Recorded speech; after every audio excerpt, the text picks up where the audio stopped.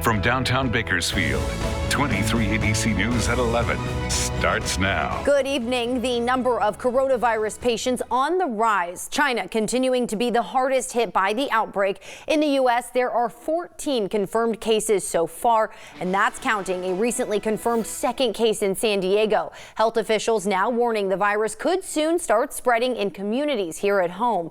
Here's ABC's Daria Albinger with the details. Tonight, another coronavirus case confirmed among evacuees quarantined on a military base in San Diego, California. That makes 14 confirmed cases in the U.S., but health officials warning the illness, now known as COVID-19, could possibly begin spreading in communities here at home.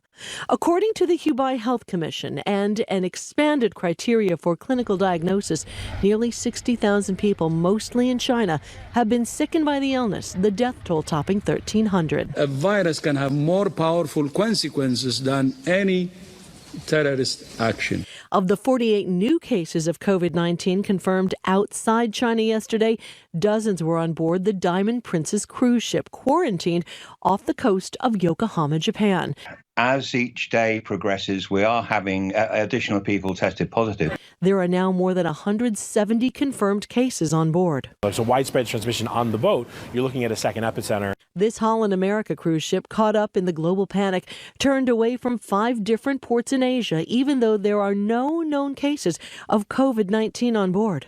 You know, we're all a bunch of human beings on this ship that have lives outside of this cruise ship that need us. But today, passengers celebrating after learning they'll dock in Cambodia.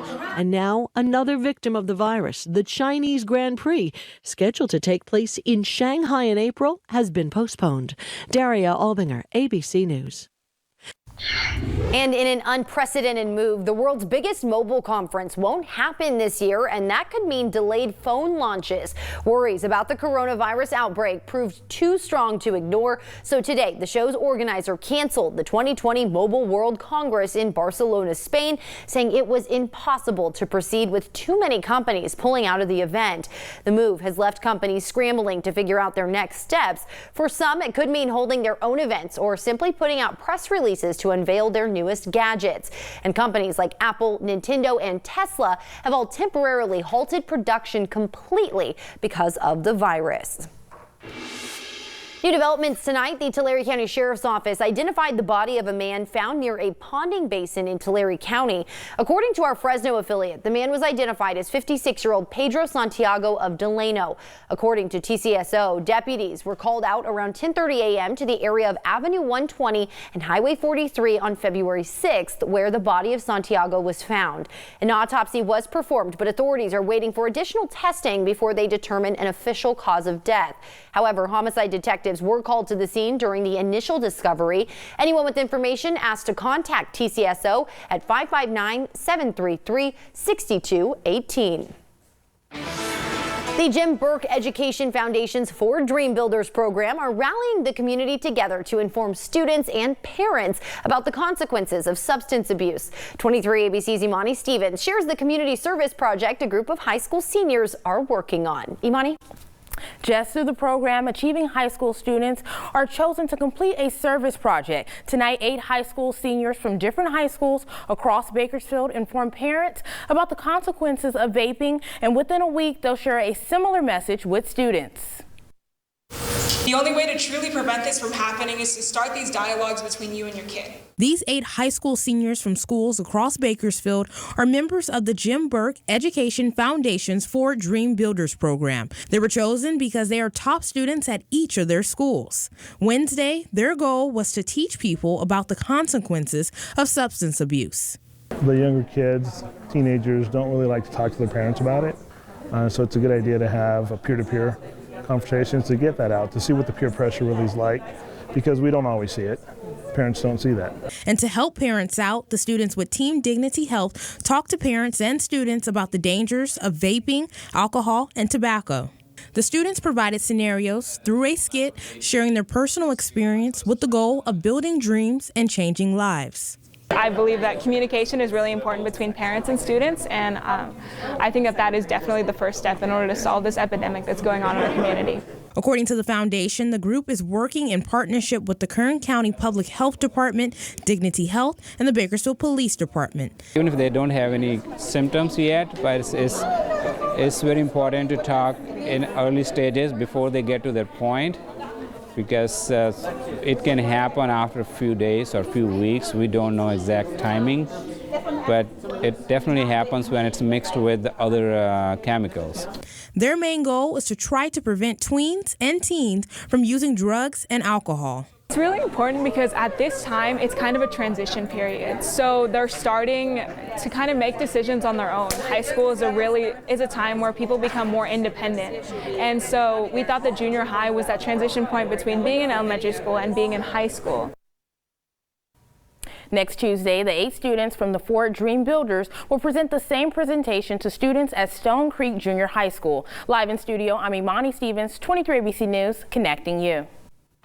She's seen firsthand the race to the White House, was by the side of one of the most known senators in U.S. history, and has been recognized for philanthropy. Tonight, Cindy McCain spoke about all of that right here in Bakersfield.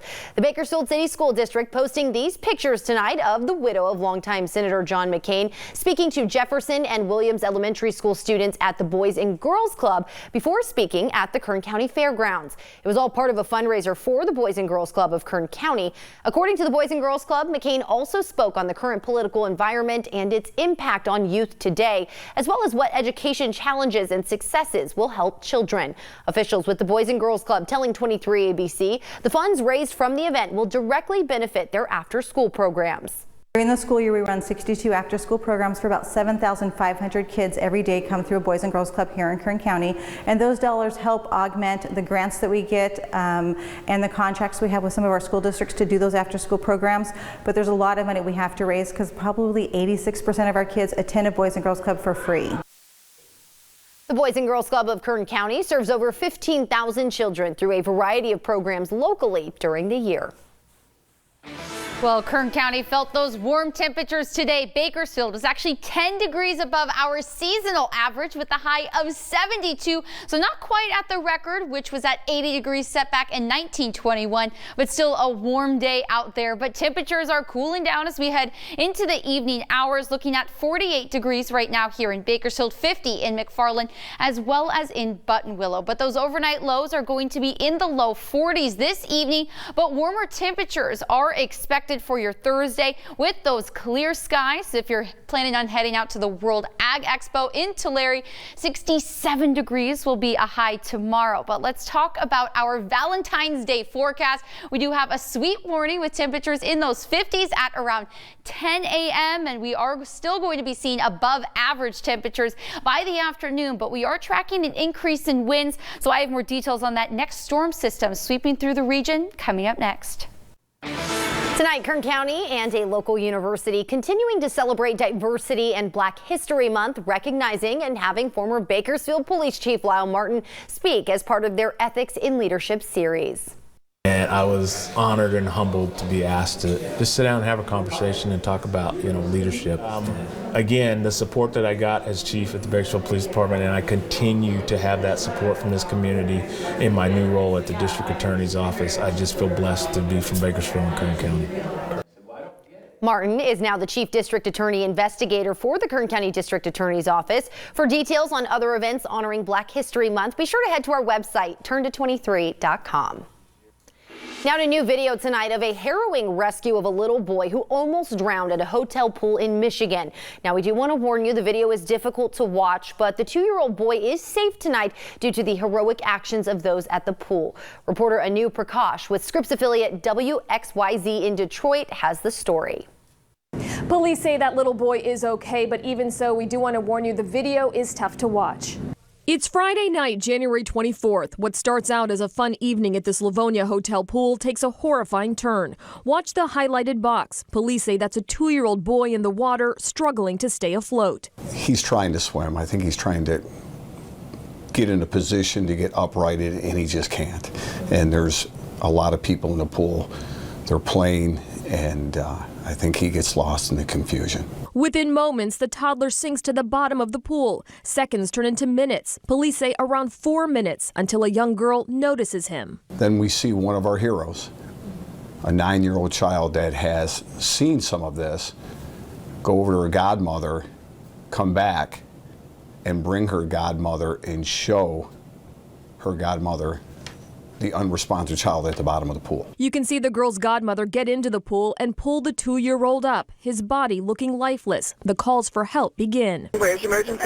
We need EMS out here immediately at Holiday Inn Express. Did you ever tell a child inhaled a bunch of water? No, please come to get the EMS. My nephew drowned. With police on the way, you can see the frantic efforts to save the little boy. In an incredible twist, there happened to be a nurses' convention going on there. 2 nurses jumped into action with CPR. It gives you goosebumps when you see these nurses working on this child.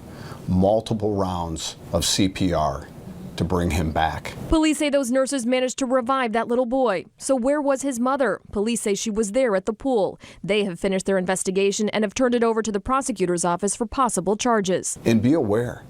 Watch people, watch your children. Police say emergency crews did rush that 2-year-old to the hospital, but he was released the same day. A miracle on a night that could have ended in tragedy. From the child that identifies the 2-year-old at the bottom of the pool, to the godmother that jumps in, and to the nurses that go into action and do what they're trained to do.